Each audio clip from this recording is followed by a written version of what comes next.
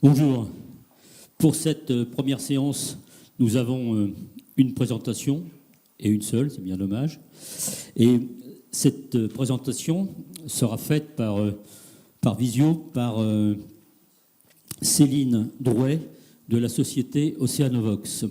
Elle va nous présenter ce qu'ils ont fait en créant un objet Internet connecté pour multiplier les données météorologiques en mer. Céline, c'est à vous pour 20 minutes, 0+10. Oui, je sais pas. Merci. Bonjour à tous. Désolée de pas être présente aujourd'hui physiquement. J'aurais bien aimé, mais enfin les choses c'est un peu différent. Donc je vais commencer. Donc rapidement, donc je suis Céline Drouet, donc je suis directrice technique et scientifique au sein de Oceanovox. Donc je vais vous présenter donc un projet qui s'appelle The Oceanovox Initiative, sur lequel nous travaillons depuis déjà plusieurs années. Régie, je peux vous laisser du coup mettre la première slide, s'il vous plaît. Merci. Donc, The Oceanovox Initiative, donc ce que je vais vous présenter, donc c'est effectivement un objet connecté, qu'on appelle l'Internet des objets connectés. C'est un boîtier qu'on a développé, une passerelle, et qui va permettre en fait de renforcer les capacités d'observation, la sécurité en mer et la décarbonation en fait, du maritime. La slide suivante. Merci. Hola. Vous n'avez pas le PDF, Régis? Non? Parce que là, il y a un problème de...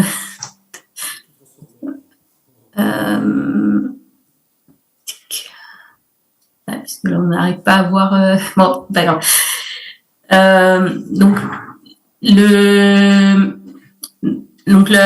L'objectif du projet The Oceanovox Initiative, on répond à une problématique qui est la nécessité de nouveaux moyens d'observation. Pourquoi?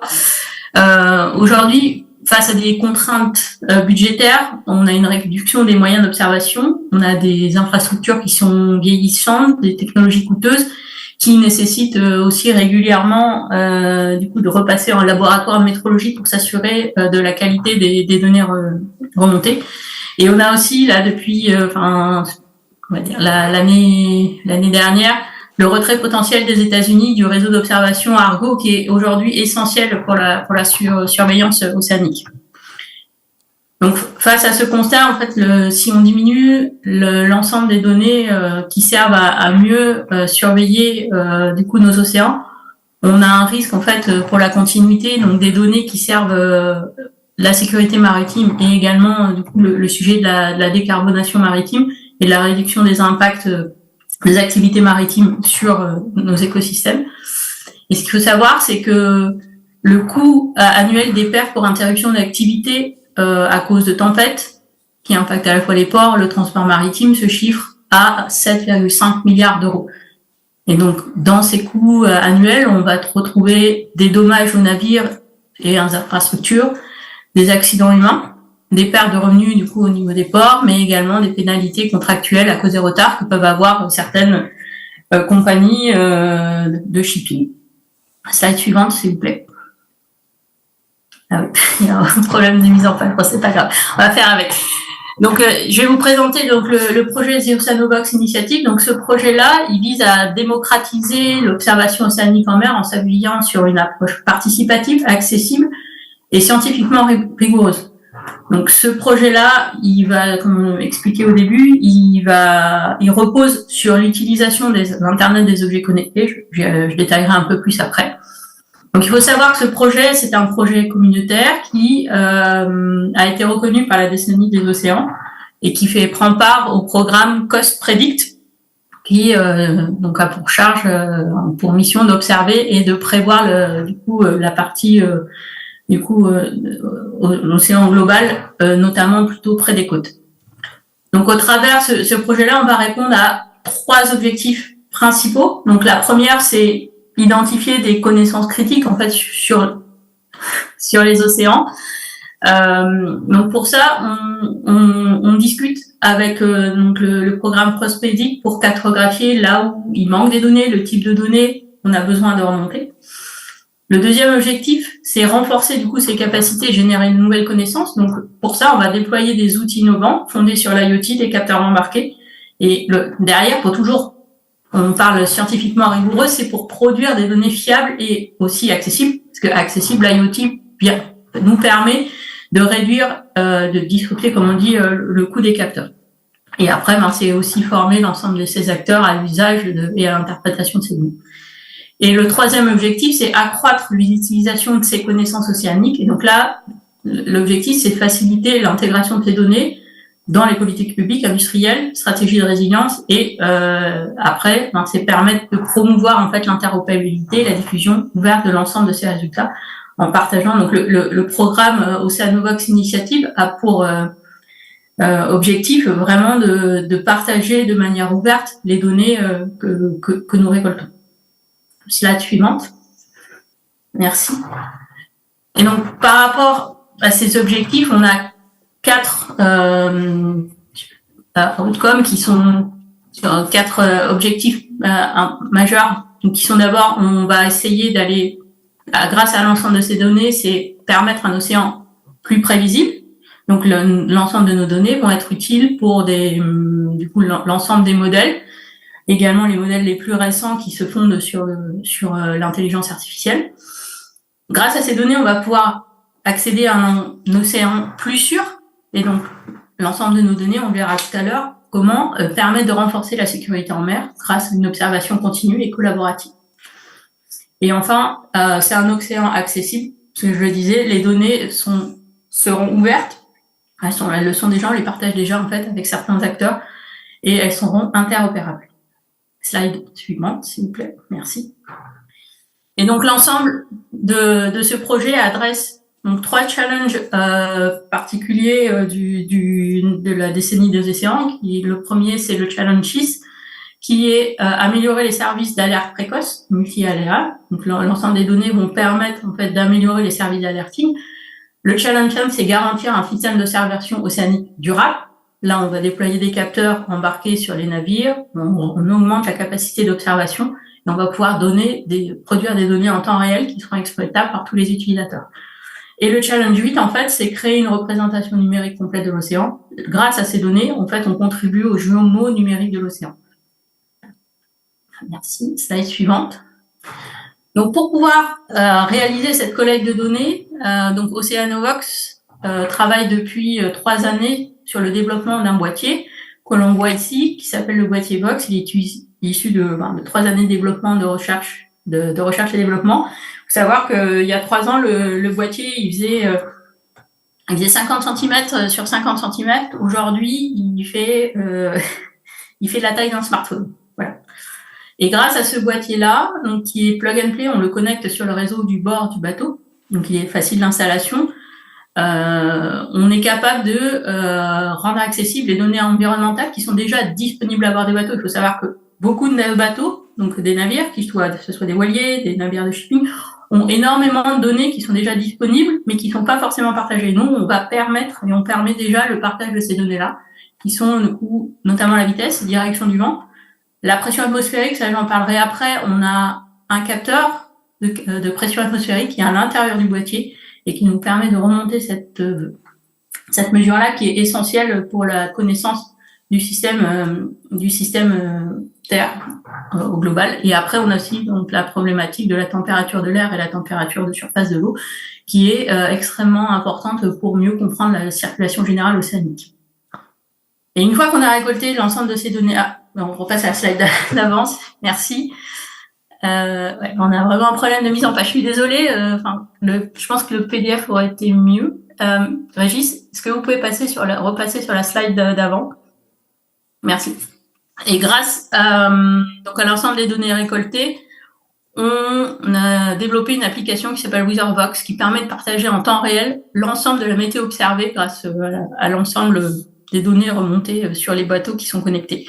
Donc ça, cette application, elle est déjà disponible et on a une centaine de bateaux qui sont déjà connectés, notamment en Méditerranée et sur la façade atlantique.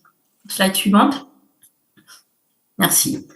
Donc pour pour servir le projet Oceanovox, donc j'en ai parlé, on a donc l'application Witherbox qui permet de partager en temps réel donc l'ensemble de ces données-là. Donc c'est ce qu'on voit en bas à gauche. Donc là, on a une vision globale d'une partie des boîtiers de bateaux qui sont connectés. Donc c'est une petite icône.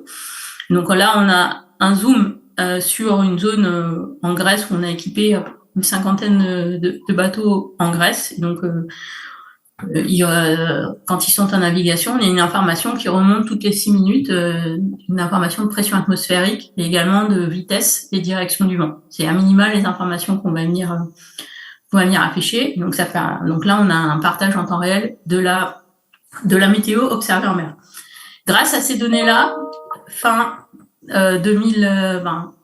novembre 2025, en même temps que le salon nautique, on va présenter donc le premier service issu de ces données-là, qui est un service d'alerting météo. Donc vous imaginez, on navigue et autour de soi, on va déterminer un rayon de quelques nautiques. Et dans ce rayon-là, on a quelques bateaux qui vont remonter de la donnée.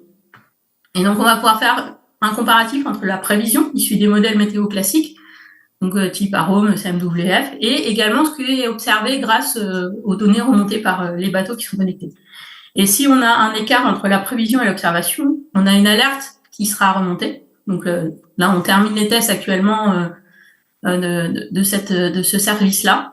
Et donc ça va vraiment permettre du coup aux plaisanciers, à n'importe quel utilisateur qui navigue en mer, qui utilise l'application, de se dire attention, voilà, il y a plus de vent qui est observé que ce qui est prévu, il faut que je fasse attention. Ou à l'inverse, il y a moins de vent, je vais mettre plus de temps pour allier le port où je veux aller. Est-ce que j'ai bien tout ce qu'il me faut en termes d'eau, de batterie pour pouvoir allier le port où je veux aller? Et enfin, courant 2026, l'ensemble de ces données vont nous permettre de mettre à disposition un service de prévision météo hyper local. Donc quand je dis hyper local, c'est sur un maillage qui va être inférieur sensiblement au kilomètre carré et qui sera mis à jour toutes les 15 minutes. Donc c'est ce qu'on appelle du nowcasting. Slide suivante. Merci.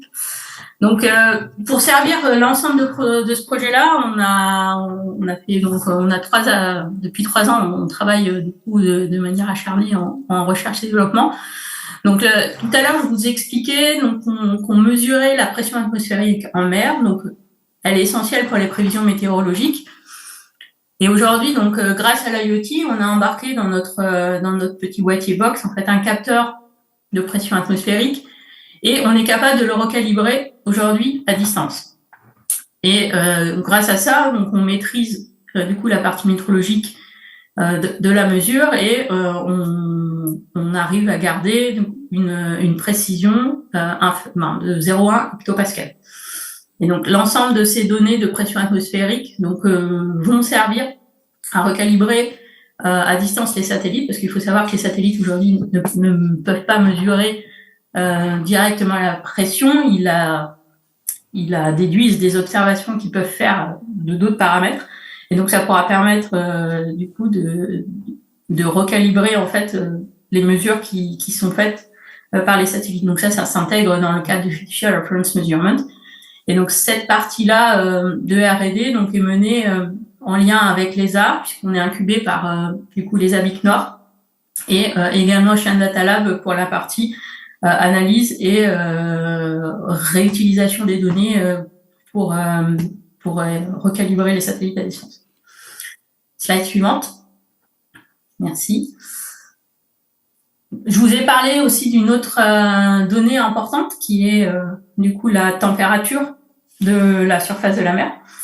Et donc dans le cadre d'un AMI qu'on a mené conjointement avec RIFREMER, l'UBS et RBR, on a développé un capteur de thermosalinité qui est moins cher que ce qu'on peut trouver aujourd'hui comme capteur de thermosalinité performant, qui s'appelle le TSG Gaillard.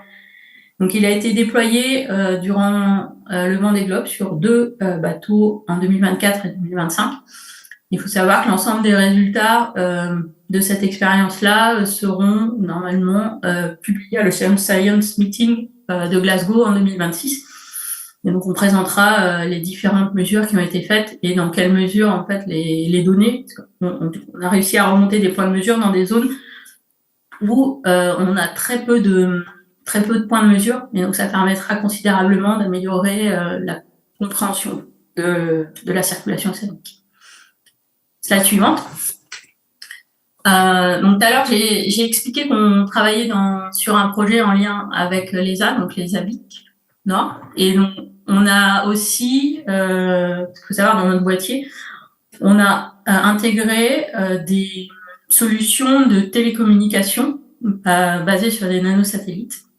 Donc ça va permettre d'assurer une connectivité continue en mer où on soit sur le globe, parce qu'il faut savoir que le GSM, on arrive à garder une connexion jusqu'à 10, 20 000 des côtes. Au-delà, on perd la connexion. Et donc, par moment, il est nécessaire de pouvoir continuer à disposer d'une connectivité. Donc, pour cela, on a testé différentes technologies. C'est encore en cours. Ce projet-là n'est pas terminé.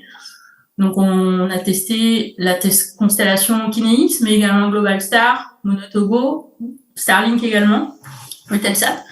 Et donc, pour ça, les paramètres qu'on bien comparés, c'est la payload, la disponibilité, et également les pertes de messages. Slide suivante. Merci. Et un autre point important, ce qu'il faut savoir, c'est qu'au sein de l'Oceanovox, notre stratégie, c'est aussi de déployer le réseau d'observation par hub, des hubs notamment à partir des zones industrialo-portuaires, plutôt des ports d'abord régionaux, puis après on essaiera d'aller sur des ports un peu plus conséquents comme le Havre ou Marseille notamment. Et donc dans ces ports-là, on est en train de développer des capteurs qui permettent de monitorer la pollution atmosphérique. Et donc ces capteurs-là, l'objectif c'est de les embarquer aussi sur les navires. Donc on a un projet qui a été subventionné qui est en cours par le dispositif PIA 4 et qui nous permet, là, les tests seront réalisés à la fin de l'année, où on va embarquer sur un catamaran un capteur qui va permettre de monitorer à la fois le dioxyde de soufre, le dioxyde d'azote, les particules fines et aussi le dioxyde de carbone. Donc il faut savoir que l'ensemble de ces polluants donc le fait de les monitorer permettre d'améliorer la gouvernance environnementale et notamment d'être en lien avec les nouvelles zones ECA qui sont effectives depuis avril 2025, notamment la zone Méditerranée, et de donner des données, de fournir des données aux différentes instances pour évaluer l'impact des mesures prises. Et après, derrière, ça permet aussi le pilotage de la transition écologique, notamment sur la partie des décarbonations maritimes. Slide suivante. Voilà, donc j'ai parcouru assez rapidement l'ensemble des travaux R&D qui servent donc le projet Oceanovox, The Oceanovox Initiative, You Say We Care. Donc ce projet-là, faut savoir qu'on est soutenu donc par la décennie des océans, mais également qu'on est reconnu partenaire EMONNET. On est soutenu par la région des Pays de la Loire, les Pays de France, le CNES, l'ESA et également l'IFREMER et le pôle mer Bretagne-Atlantique qui nous accompagnent. Voilà. Merci à tous. Merci Céline pour cette présentation fort intéressante. On va maintenant passer aux questions.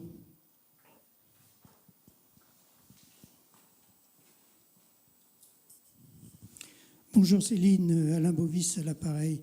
Merci. Bonjour. Merci pour cette présentation et ce projet très ambitieux. J'ai deux questions. La première, la couverture de votre projet, qu'est-ce que vous ambitionnez? Une couverture mondiale ou régionale? Parce qu'il y aura des millions et des millions de capteurs à déployer pour ça. Et deuxième question, je pose toutes les deux en même temps. Oui. Vous y répondrez ensemble. Deuxième question, comment vous vous situez par rapport à l'initiative Mercator International? Très bien. Donc pour la première question, donc l'objectif c'est un déploiement mondial. Bon, par contre, on va y aller par step. Donc d'abord, donc là on a déployé en Méditerranée, un peu sur la façade atlantique. Donc l'objectif c'est de continuer ce déploiement-là, notamment en Méditerranée pour les problématiques que j'ai évoquées, notamment sur la partie monitoring de la pollution. Vu que la zone de Méditerranée est une nouvelle zone ECA depuis 2025.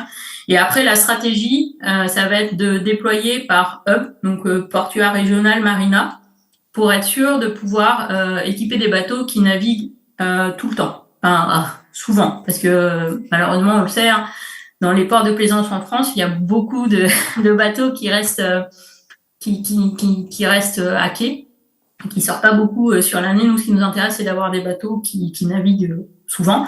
Donc, c'est pour ça on cible des zones assez particulières. Même pour le déploiement, on va aller cibler des sociétés de location de bateaux également, par exemple, qui, en général, mettent à disposition des bateaux et ces bateaux-là naviguent, on va dire, plus des 3/4 de l'année, ce qui permet d'avoir une remontée de données assez conséquente sur l'ensemble de l'année.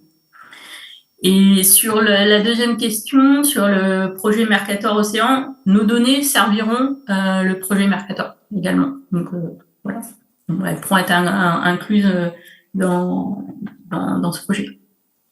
Voilà. Je ne sais pas si j'ai été assez claire sur mes réponses. Question suivante.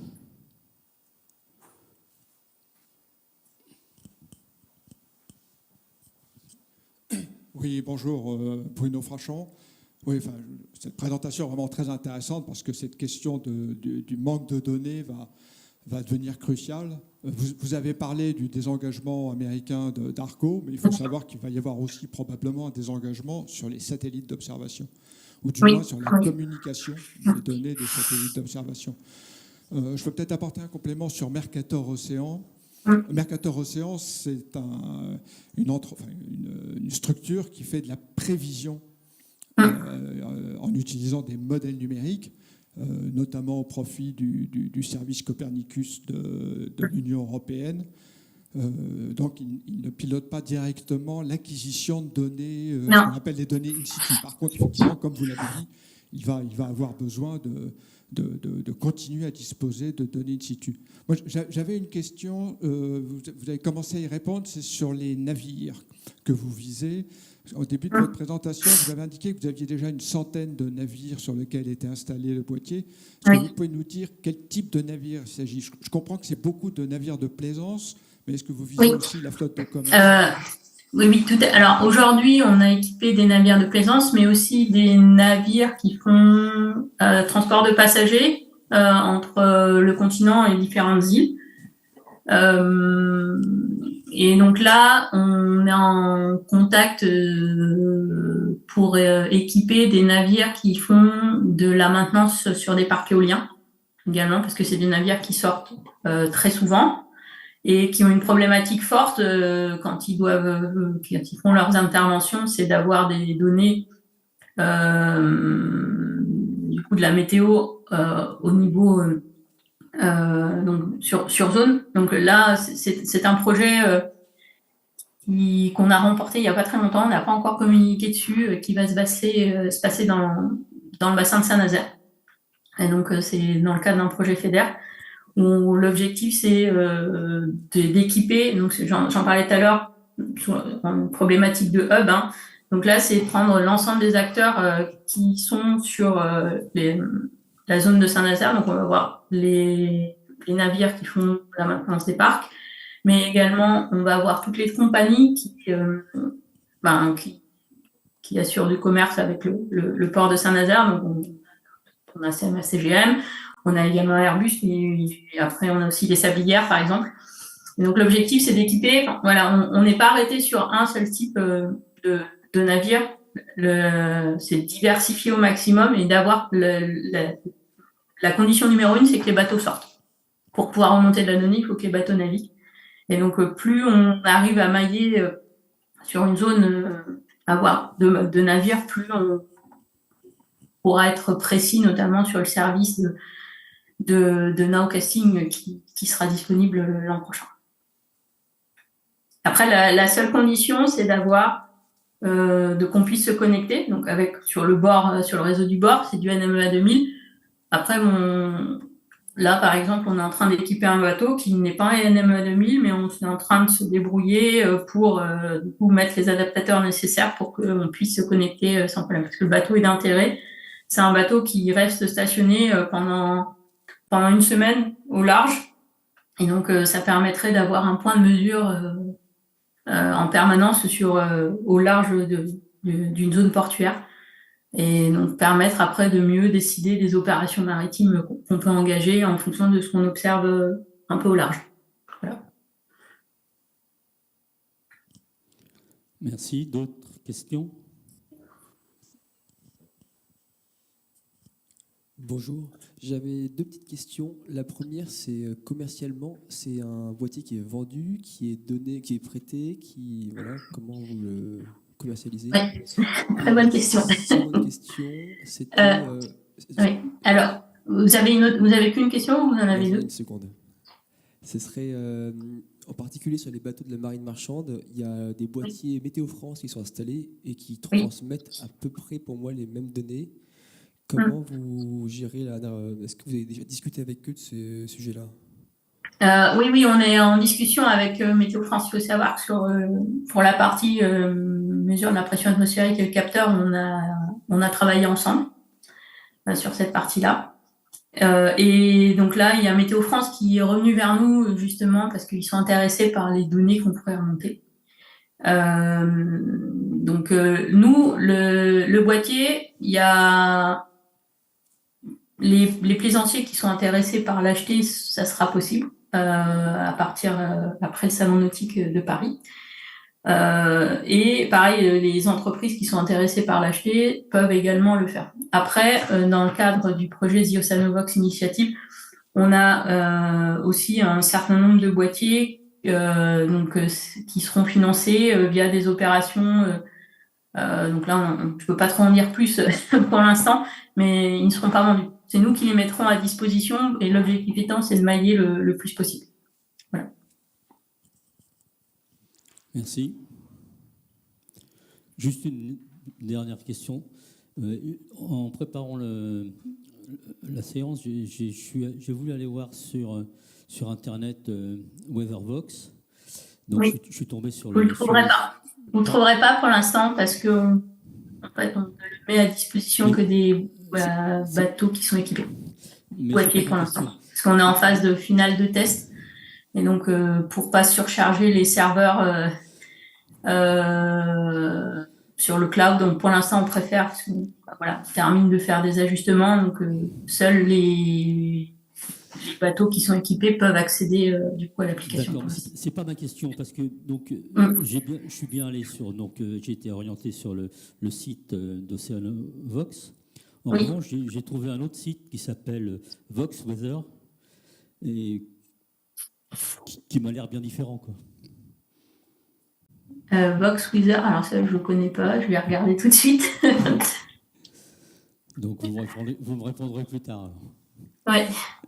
Merci. Merci. Donc je vais passer la main à Fabien qui va